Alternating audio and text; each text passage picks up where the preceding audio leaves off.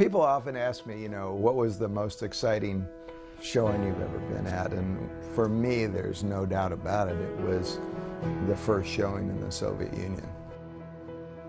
For all the years that those of us grew up in deep fear of communism in the Soviet Union, to do an open showing there was simply spectacular.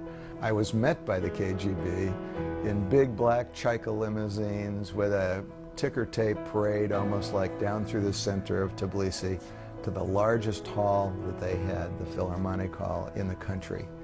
And there, by invitation only, were over 2,000 members of the Georgia Communist Party and all the leaders, the vice president of the country, the cabinet, the head of the Georgian Orthodox Church, the poet laureate of Georgia. Everybody who was anybody was at that showing that night.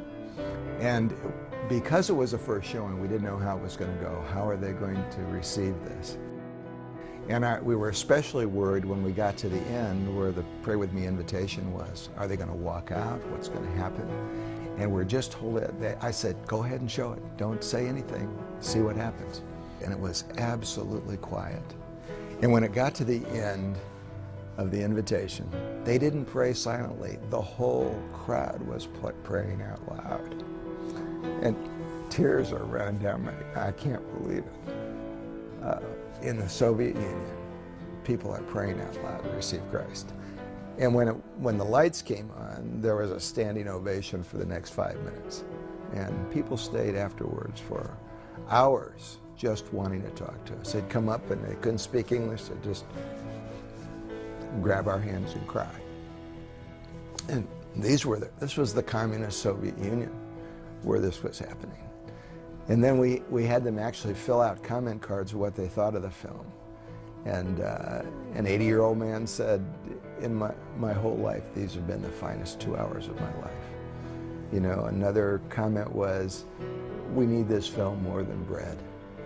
And it was one after another. Tonight I found hope. So for me, that was the most spectacular.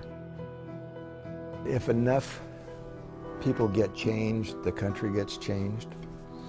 It really happens.